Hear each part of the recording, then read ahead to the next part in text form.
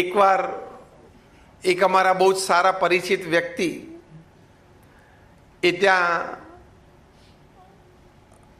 આવ્યા હતા મંદિરે અને કે સ્વામી મારી પાસે એક મોટી જણસ છે, મારે ભગવાન પાસે પ્રસાદીની કરાવી છે એટલે સારા ભાવે વેચાય, દ્રષ્ટિ કરાવી હતી. તો આટલું નાનું આઈટમ કાઢી, આટલો નાનો હીરો હતો, આમ 1.5 વીઘા જેટલો. પછી સાહજિક મેં પૂછ્યું, મેં કોની કિંમત કેટલી? તો કે સાહેબ તમે બોલો ને. મેં કહ્યું ભાઈ આ તો અમારી લાઈન છે જ નહીં, માણસની કિંમત કાઢવી હોય તો હમણાં 5 મિનિટ વાતો કરીને કાઢી લઉં. એની જોડે હું 5 મિનિટ વાત કરું એટલે એની કિંમત કાઢી લઈશ, પણ હવે આ હીરા અમારો વિભાગ નથી. એટલે એને કહું કે સ્વામી તોય એસ્ટિમેટ કરો. મેં કહું હશે ભાઈ 5, 25, 50 લાખનો હીરો, તું બહુ આવું પૂછે એટલે 1 કરોડ 2 કરોડનો હશે. મને કે સ્વામી આ 22 કરોડનો હીરો છે. આટલો નાનો હતો, આમ 1.5 વીઘા જેટલો, 22 કરોડનો હીરો. મેં રસ્તામાં હમણાં આ પ્રસંગ કહેલો. કાર્બન એટમ અંદર જો ટેટ્રાહેડ્રલ સ્ટ્રક્ચરમાં ગોઠવાય એટલે હીરો બની જાય, અને ગમે તેમ ગોઠવાય એટલે કોલસો બની જાય. હવે આવો એક 22 કરોડનો હીરો હોય, એમાં કેટલા કોલસા આવે, કેટલી ટ્રક આવે? અગણિત. અડધું સુરત ભરાઈ જાય કોલસાથી. માણસની વાત પણ આમ છે. દરેકના શરીરમાં લાલ લોહી દોડે છે. દરેકને ભગવાને બુદ્ધિ, શક્તિ, આવડત આપ્યા છે. દરેકને કાન, નાક, આંખ, હાથ, પગ આપ્યા છે. પણ કઈ ભાવનાથી તમે જીવો છો, કયા વિચારોથી જીવો છો, કયા હેતુથી જીવો છો, એની ઉપર તમારી કિંમત કોલસો કે હીરો એ નક્કી થાય છે. જેમ પેલા કાર્બન એટમ કેવી રીતે ગોઠવાય એની પર કોલસો અને હીરામાં તફાવત પડી જાય છે, એમ ભાવના, વિચારો અને હેતુ, આ 3 તમારા કેવા છે. દરેક નાનામાં નાની ક્રિયા પાછળના કે તમારા મોટા પ્રોજેક્ટ પાછળ, એની પર તમારી કિંમત નક્કી થઈ જાય છે. જો ડાયમંડ બન્યા તો ડાયમંડ માટે તમારું સૌથી પ્રસિદ્ધ સૂત્ર છે, દે બેયર્સે આપ્યું છે, ડાયમંડ્સ આર ફોર એવર. કીધું છે ને, આર ફોર એવર એટલે કાયમ માટે છે. એમ તમારી કિંમત કાયમ માટે થાય, પણ એ ડાયમંડ જેવા થવું પડે. ડાયમંડનો ધંધો કરતા કરતા કોલસા જેવા ના થવાય. હા, ખબર પડી ગઈ એક વાક્યમાં? કોકનું 2-4 જણાનું લઈને પછી આમ હાથ ઊંચા નહીં કરી દેવાના, તો એ કોલસા જેવા થયા કહેવાય. તો ડાયમંડનો ધંધો કરતા કરતા કોલસા જેવો થઈ ગયો. એને ચોખ્ખી દેશી ભાષામાં શું કહે છે? ઉઠી ગયો. એ જ્યારે ઉઠે ને ત્યારે બહુ જાગતો હોય. હા, ખબર પડી? બહુ જાગે ને પછી ઉઠે.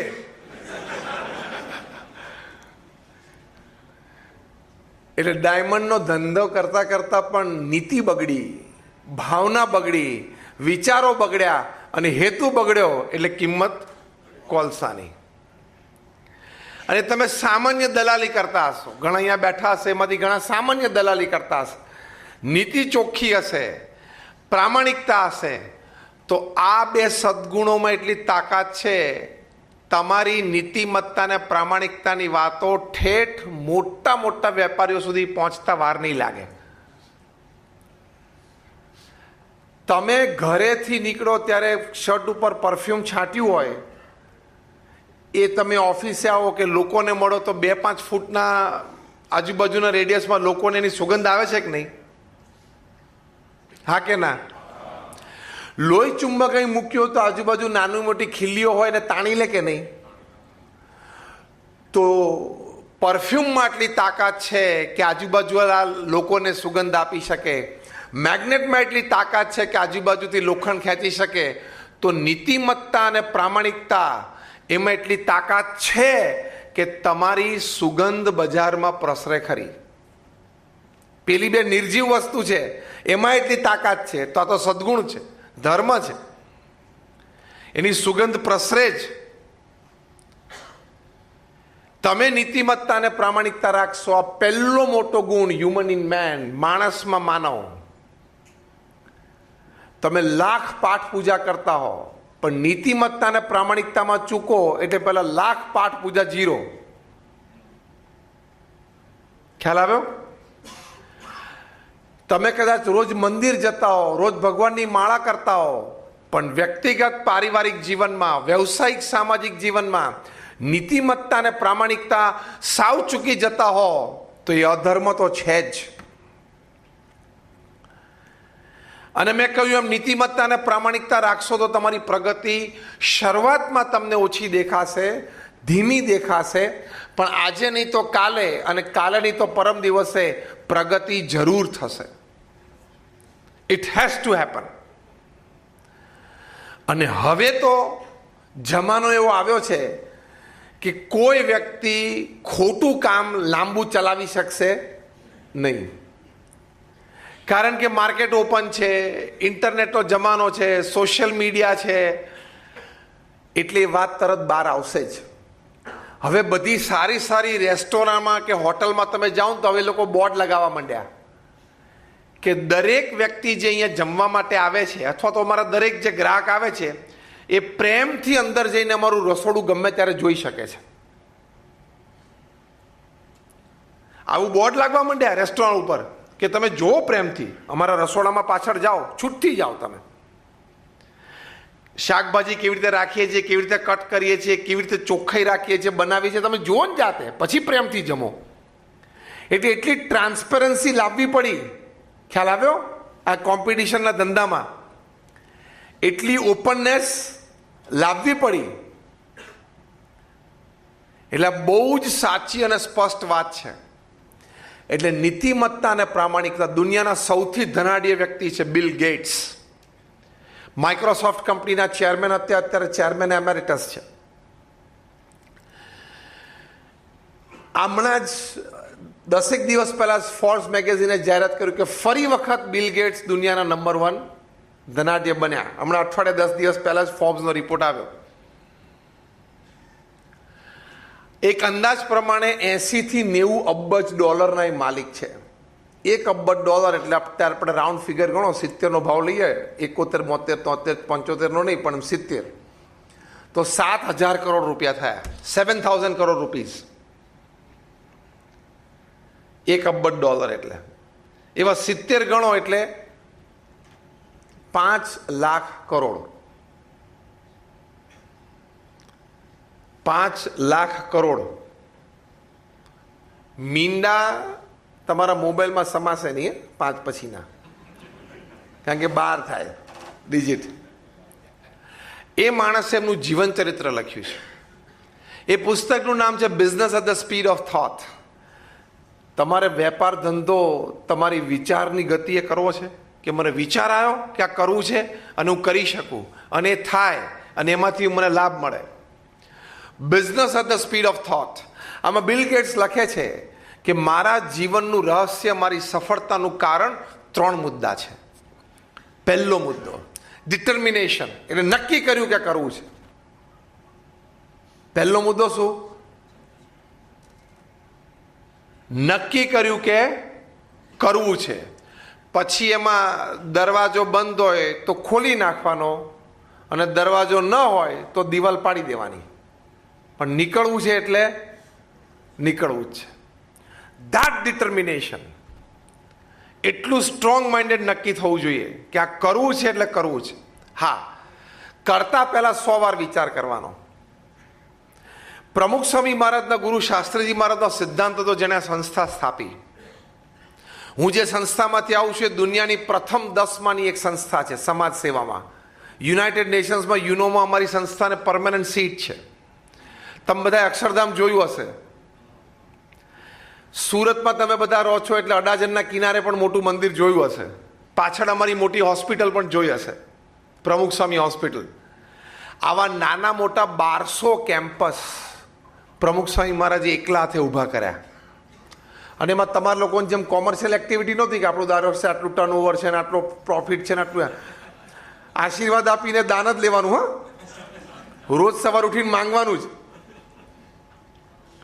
એમાં આવડી મોટી સંસ્થા ઊભી કરવાની, 110 હોસ્પિટલો ઊભી કરી, હોસ્પિટલ, હોસ્ટેલ, સ્કૂલ અને કોલેજ, અને એનું સફળ સંચાલન કરવાનું, એવા માણસો શોધવાના પાછા.